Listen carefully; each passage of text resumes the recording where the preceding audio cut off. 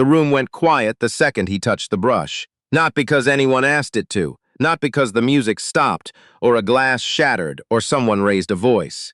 The room went quiet the way rooms do when something is happening that nobody has a word for yet. That slow, collective intake of breath before the mind catches up to what the eyes just saw. What they saw was this: a black man in a gray custodian's uniform, paint-stained at the knees with a roller brush in his right hand and a drop cloth tucked under his left arm, standing in front of a half-finished mural in the lobby of the Hargrove Grand Hotel, their hotel, the one that bore the family name in gold letters 6 feet tall above the entrance. And he was not painting the wall. He was studying it, the way a surgeon studies a scan before the first incision. Still, unhurried, eyes moving across the plaster surface like he was reading something written there that no one else could see. Reginald Osei stood in the lobby of the most expensive hotel in Charleston, South Carolina, in clothes that cost $11 from a Goodwill on Meeting Street, and he looked like he owned the place. He did not own the place. He was being paid $14.25 an hour to repaint the east wall of the lobby after a water pipe had burst 2 weeks earlier, leaving a long brown stain shaped like a sleeping man running from the crown, molding down to the baseboard. The restoration company had sent him. He was what they had available on a Thursday morning. What they had available happened to have 31 years of experience as a muralist. Had painted the ceiling of the Meridian Arts Center in Atlanta. Had restored 3 panels in the Smithsonian. Had a piece in a permanent collection in Brussels that curators described, in writing, as a master-level work in the tradition of Aaron Douglas. Had taught graduate students at Howard University for 6 years before a car accident took the use of 2 fingers on his left hand, and the insurance settlement ran out, and the teaching position was restructured, and the grants dried up, and the phone calls stopped coming with the frequency they once had. None of that was visible from across the lobby. What was visible was the gray uniform, the paint-stained knees, the drop cloth. That was enough for Hargrove. Fletcher Hargrove III had been raised to move through the world as though it had been arranged specifically for his convenience. This was not an accident. His grandfather had built the first Hargrove property in 1961. His father had expanded it to a chain of 9. Fletcher had grown the portfolio to 22 properties across the Southeast, a fact he managed to mention in roughly 40% of all conversations, including several with people who had not asked. He was 54 years old, tanned in the way that money produces rather than sun, and he wore his authority the way some men wear a watch, not because it told time, but because it announced something. He crossed the lobby at 10:47 on a Thursday morning with his property manager, Gwen Tillerson, walking 2 steps behind him the way she always did because Fletcher had never once adjusted his pace to another person's stride, and he stopped when he saw Reginald standing at the east wall. He stopped and he looked, and something moved across his face that wasn't quite disgust and wasn't quite contempt, but was the particular expression that lives halfway between the two. "What is he doing?" Fletcher said. Not a question. An observation delivered as a complaint. Gwen checked her tablet. The restoration team. They sent someone to start the east wall today. The mural replacement after the pipe damage. He's just standing there. He's assessing the surface, I think. He's been standing there for 10 minutes. Gwen had not timed it. She suspected it had been closer to 4. She did not say this. Fletcher walked across the lobby the way he walked everywhere, which was to say directly, without regard for anyone who might be in the path. He stopped 6 feet from Reginald Osei. "Hey." Reginald turned. He had the kind of face that takes a long time to read, not because it hid things, but because it had seen enough that nothing surprised it anymore. He was 53 years old. His hair was almost entirely gray now, cut close. His hands, resting at his sides, were large and capable-looking, the knuckles slightly raised, the kind of hands that had done real work for a very long time. "Good morning," Reginald said. "You're with the restoration company?" "Yes, sir. You've been standing here for 15 minutes. Reginald did not correct the number. "I'm reading the wall before I start. The original mural, the one that was damaged, it had a specific undercoat. Lime-based plaster layered over standard drywall. If I don't account for the absorption differential before I prime, the new work won't bond correctly. I'm also looking at where the water got into the structure, because if there's any residual moisture in the lower third, I need to treat it before anything goes over it. Otherwise, you'll see it again in 6 months. A beat of silence. Fletcher looked at Gwen.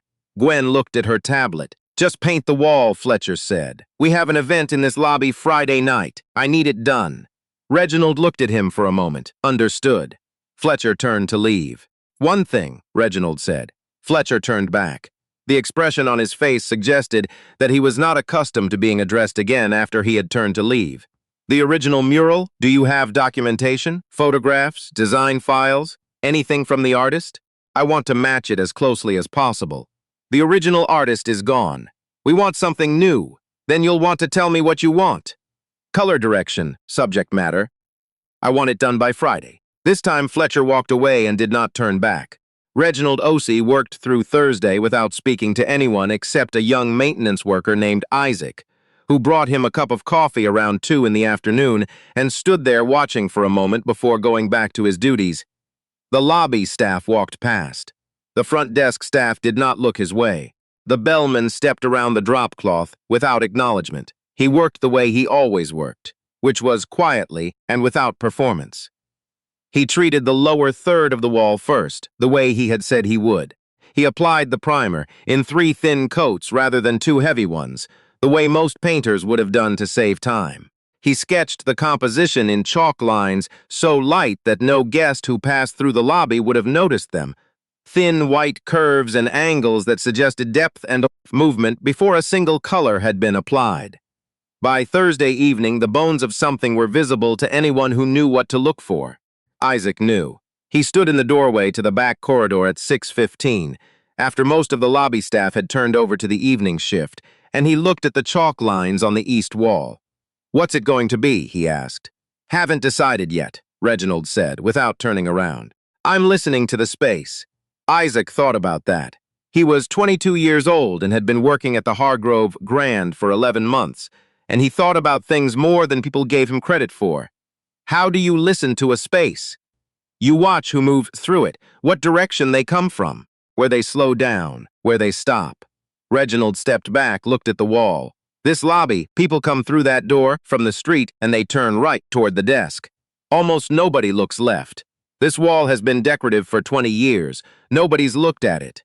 He paused. I want them to look at it. Isaac thought about that too. Then he went back to work. Friday morning.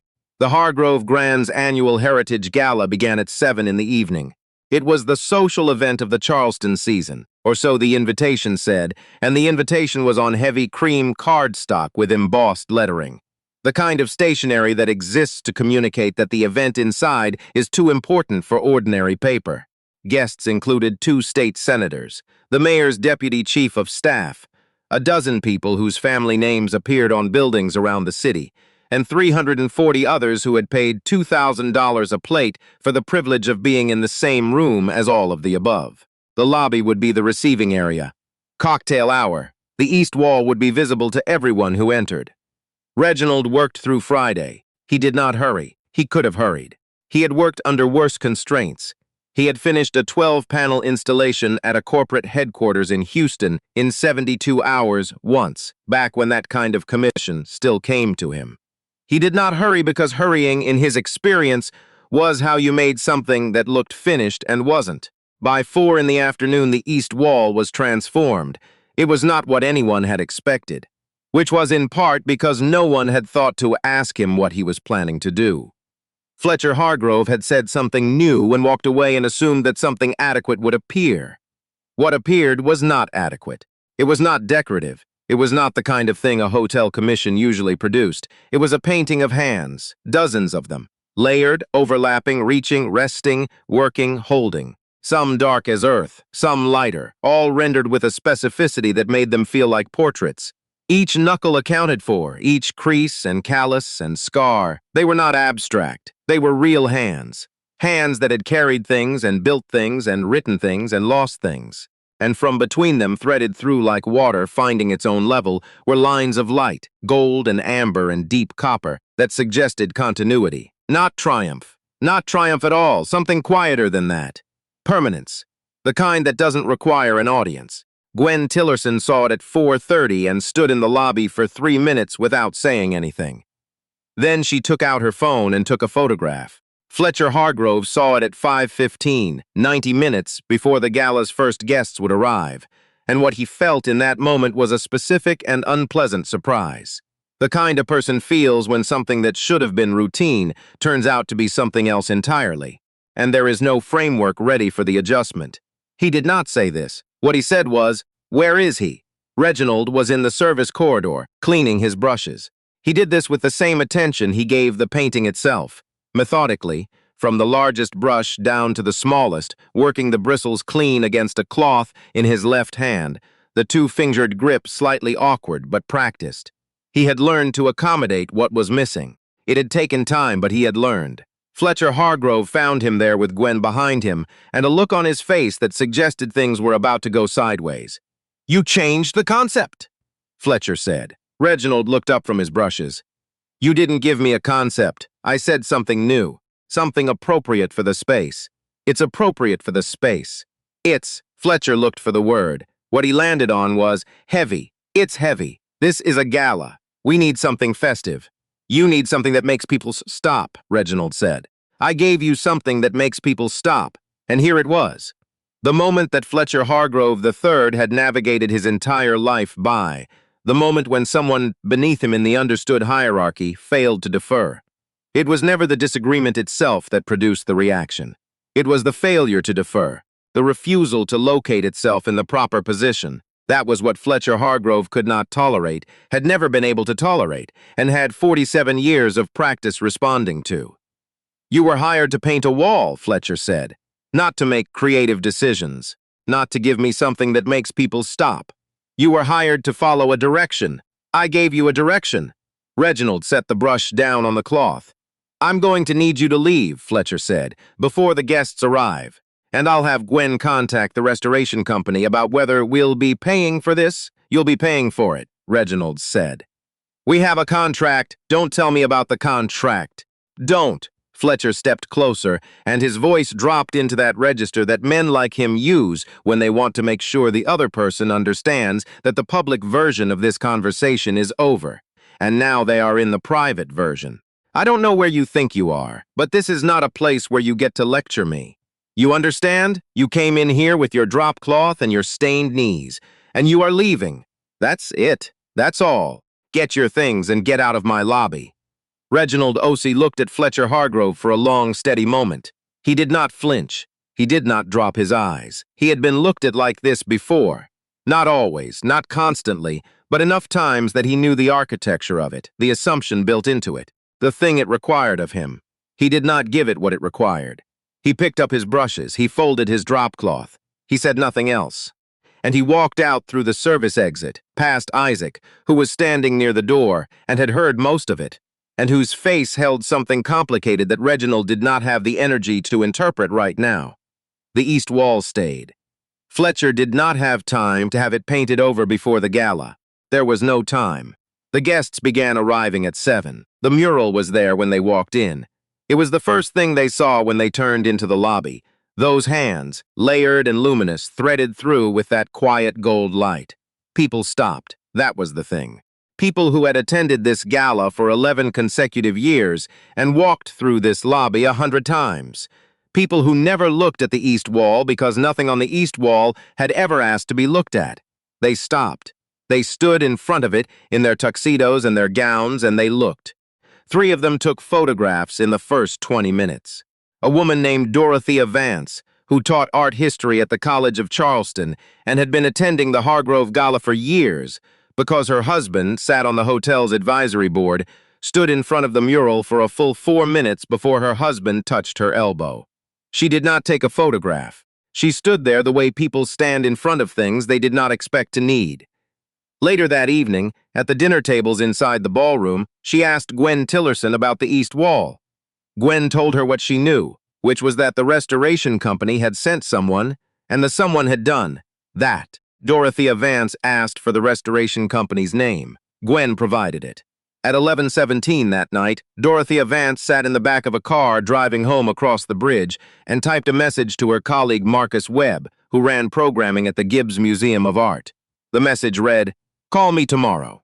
Something happened at the Hargrove Gala tonight that you need to know about." What Dorothea Vance did not know at 11:17 was what she would find when Marcus Webb made the calls the next morning. What Marcus Webb found was this. The restoration company had a file on Reginald Osei. The file listed him as a certified muralist and surface restoration specialist, available for short-term contract work, references available upon request. The file did not mention Howard University. It did not mention the Meridian Arts Center. It did not mention Brussels. Marcus Webb, because he was thorough, searched the name.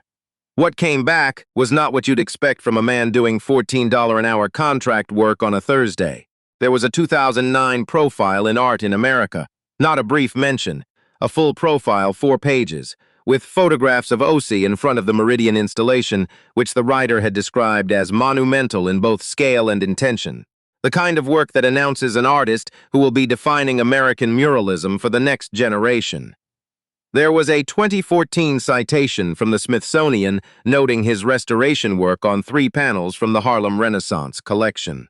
There was a piece from 2017 about the accident, a brief one, in an Atlanta Arts newsletter, noting that Reginald Osei had been injured in a collision on I-85 and would be taking an extended leave from his position at Howard. And then, after 2017, a gap. The kind of gap that happens when the institutions stop calling and the profile pieces stop being written and the grants committees move on to the next name on the list. The kind of gap that is not the end of a person but looks from the outside like one. Marcus Webb called Dorothea Vance at 9:40 in the morning. "Where is he now?" was the first thing she said. "I'm trying to find out." Reginald Osei was in his apartment on the east side of North Charleston, which was a 1-bedroom unit with a window that faced a parking structure and a radiator that had been making a sound like someone tapping a pipe with a spoon since October. He was drinking coffee and looking at his hands and thinking about what he always thought about in the mornings, which was the next thing was going to be.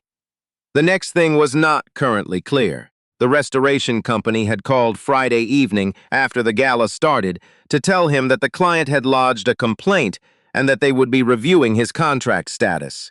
He had said he understood. He did understand. He was 53 years old, and he understood a great many things. His phone rang at 10:15 on Saturday morning. Unknown number. "Is this Reginald Osei?" "It is. My name is Marcus Webb. I'm the director of programming at the Gibbs Museum of Art in Charleston. I was at the Hargrove Grand last night." A pause. "I saw the east wall," Marcus Webb said. What happened next did not happen quickly. Real things rarely do. But it happened. Marcus Webb came to the apartment on a Tuesday. He sat in the one chair that wasn't covered in sketches or reference books, and he and Reginald Osei talked for 3 hours. He brought photographs from the gala, people standing in front of the wall, faces turned up toward it, the gold light catching in the long exposure shots someone had taken near the end of the evening. In one photograph, Dorothea Vance was standing in front of the mural, with her hand raised toward it, not quite touching. The way you reach toward something, when you're not sure you have permission to touch it, but cannot stop yourself from trying. The Gibbs wanted to know if Osei would consider a commission, a significant one. Not a restoration, not a contract job, an original installation, the large south-facing wall of the museum's new wing, which would open the following spring. There was a budget. Marcus Webb named it, and Reginald sat with the number for a moment and did not let his face do anything. "I'd need to see the wall," he said. "Of course. And I'd need time. I don't work on a timeline someone else sets. We'd negotiate that. And I need to know what happened at the hotel doesn't follow me here. I can't work in an environment where the client expects deference instead of craft." Marcus Webb looked at him. He was a precise man, careful with words, and he chose his next ones carefully. "The Gibbs doesn't hire decorators," he said. "We commission artists. There's a difference." Reginald looked at him for a moment. "Yes," he said, "there is." What happened to Fletcher Hargrove was not dramatic. Life is not always dramatic about the things it takes from people who have taken too much. But it was particular. 3 days after the gala, a photograph appeared on the Instagram account of a guest who had attended the event. A photograph of the east wall, taken in the golden light of the gala's first hour, with a caption that read simply, "The most beautiful thing I saw all week, and it was in a hotel lobby. Does anyone know who painted this?" The post received 417 responses in 24 hours. By the end of the week, Dorothea Vance had written a piece for the Post and Courier's arts section about the mural and the artist. The piece was not sensational, it was specific. It named the Smithsonian. It named the Art in America profile. It named Howard University. And it mentioned in one brief paragraph near the end that Reginald Osei had been dismissed from the Hargrove Grand Hotel before the gala's guests arrived by the hotel's owner for reasons that the owner had declined to comment on. Fletcher Hargrove's director of public relations sent Gwen Tillerson 17 messages in 2 days. The restoration company did not terminate Reginald's contract. They called him and asked if he would be available for additional work. He said he would consider it. The east wall of the Hargrove Grand Hotel remained. No one painted over it. Whether this was because Fletcher Hargrove had decided to let it stay, or because he understood, finally, that removing it would produce a story worse than keeping it, this was not something Fletcher Hargrove was going to clarify publicly. The wall stayed, and people kept stopping in front of it. Reginald Osei went to see the south-facing wall of the Gibbs Museum's new wing on a Wednesday morning in November, when the construction crew had cleared out and the space was quiet. Marcus Webb let him in and then stepped back because he had learned in 3 hours on a Tuesday in a North Charleston apartment that this was what the man needed: room and silence and time to look at something before he decided what it was going to become. Reginald stood in front of the wall for a long time. He thought about the water-stained lobby wall and the chalk lines he'd laid down on a Thursday morning, the lines no one noticed. He thought about the 31 years that had produced his ability to know, standing in a room, what direction the light would come from in the afternoon, what color would absorb it, and what color would throw it back. He thought about the 2 fingers that didn't work the way they used to, and the 8 that worked fine. He thought about Isaac, who had brought him coffee and stood in the doorway and listened. He thought about Fletcher Hargrove, the third, saying, "Just paint the wall," and turning away. He thought, you can turn away from a thing and still be in the room with it. He reached out with his right hand and touched the wall. The plaster was cool and smooth and waiting. He had something to say. It had been waiting longer than the wall had. He let his hand rest there for a moment, feeling the surface, reading what was underneath. Then he reached into his bag and took out a piece of chalk, and he started to draw.